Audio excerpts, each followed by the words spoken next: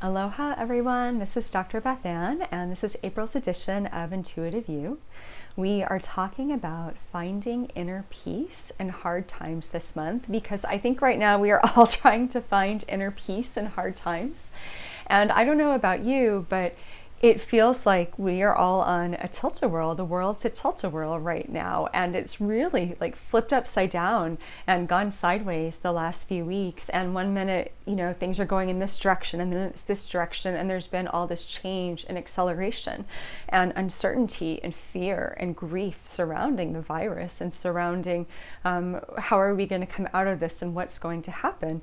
And a lot of the structures that hold us in stasis, our economy, our healthcare system, just the day-to-day life that we show up, we go to work, there's these things we do, we go to our favorite restaurants, all of those are shifting right now. And some of those are have just been taken away and we're being forced to adapt. And others we're seeing how unstable they are. And so at this point in time, more than ever, I feel like what can we do to contribute right now? We can do our inner work and we can work on bringing ourselves into a space of peace.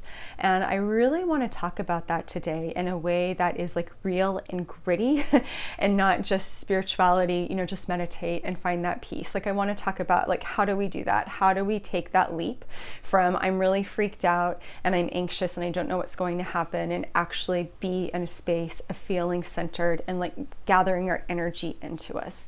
And the number one thing that I think we can do right now is to check in with ourselves on a daily basis and have ways that we're checking in with ourselves. And what I mean by check in with ourselves is asking ourselves, how am I doing? How am I feeling right now? Monitoring ourselves in a curious way, not a judgmental way, for whatever feelings are coming up inside of ourselves.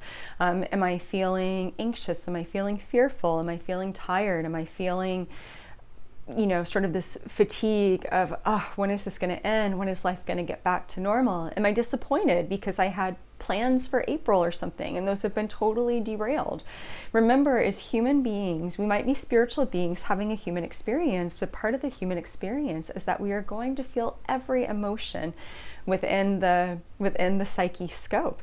And some of those emotions are messy, some of them are really dark, some of them can be really uncomfortable. And what we can be doing right now is just being really aware of our emotional process and being aware of anything that is coming up inside of us. Because when we bring awareness into ourselves, then we can work with ourselves. We can work with any uncertainty. We can work with fears. We can make friends with our emotions and say, wow, I'm being really triggered right now. Maybe some part of me that I didn't even know was there, it has this attachment to security and I don't feel secure. And now that you're aware of that, you get to make a choice about how you want to work with that. That doesn't have to be your truth. That's the good news right now. All the stuff that everybody's feeling, it's normal, but it doesn't have to be our highest truth. We can work on saying, well, what do I really think real security comes from? For myself, I would say real security really comes from my relationship with the universe. It comes from my spiritual connection and my understanding of who I am as a soul and what's in my heart and what my purpose is. You might have a different answer than I do, but for myself personally, I can keep bringing myself back to those things haven't changed. Those things can still bring me a great deal of security, even when life is kind of shifting faster than I can keep up with from hour to hour around me.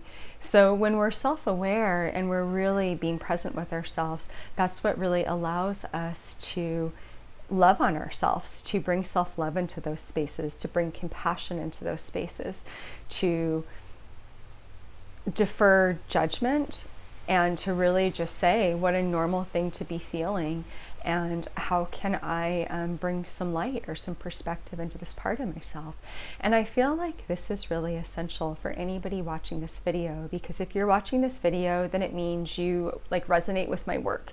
And people who usually resonate with my work, not usually, people who resonate with my work, they are the healers, they are the light workers, they are the way showers, they are people who are feeling consciously minded individuals who are wanting to show up in this space and time, and they're wanting to make a difference on the planet.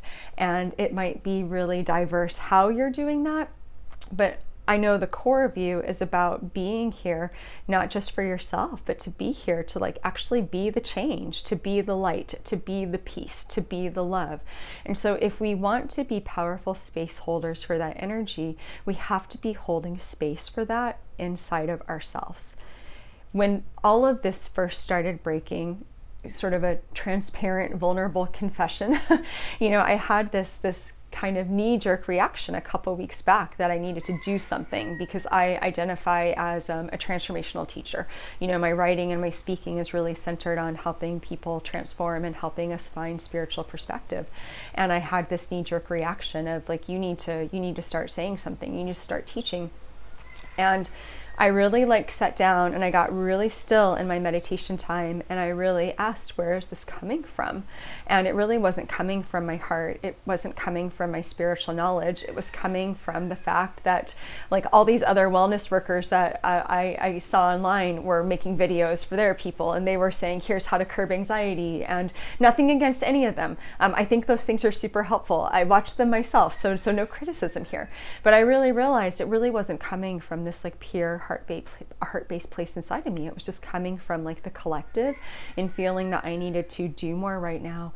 And I really started receiving this strong guidance of this is an opportunity to just show up for yourself and to invite in self-love and to really be present for whatever's coming up for you. And as I've really sat with that energy, now I feel like I'm at the point of saying, here's what I've been working on. So I do want to share that with you and offer that to you, because we really can't be space holders for other people in really impactful, powerful ways if we're not holding this space for ourselves.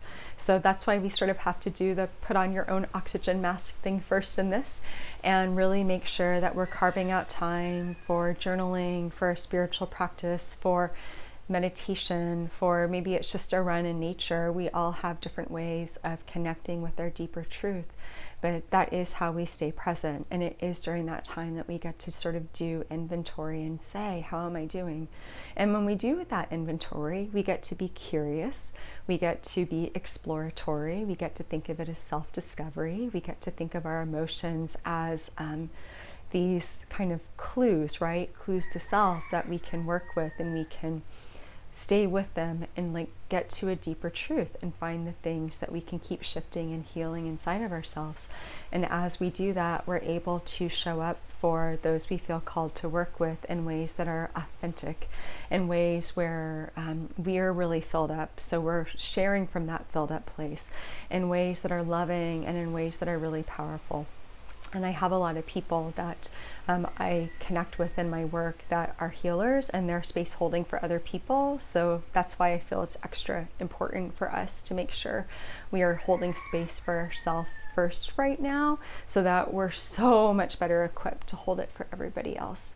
So finding inner peace, step one, stay aware right now. And then see how you can bring compassion and light and wisdom into that part of yourself, and give it a hug and say, hey, welcome to the collective of who I am. Welcome to my whole. We don't have to judge our emotional process. We just can bring love and kindness into it and acknowledge it. And that's what allows us to make choices from our heart and to stay in our power, to stay in our energy, and make sure that as we move forward, we're grounded and anchored in our own energy. So we're not being reactive, we're being aligned. Thank you so much for joining me for this video. If you are just catching this on YouTube, you're welcome to pop over to my website, BethAnneKW.com. This is a monthly intuition letter that I do, and there's also discovery questions and intuitive activities to enhance your intuitive growth and your heart transformation. So sending everybody lots of love and peace and the energy of safety and calm right now. And we're going to get through this. It wouldn't be here at this point in time if humanity wasn't ready. So keep tapping into your heart wisdom and letting that be your guide right now. And I will see everybody next month.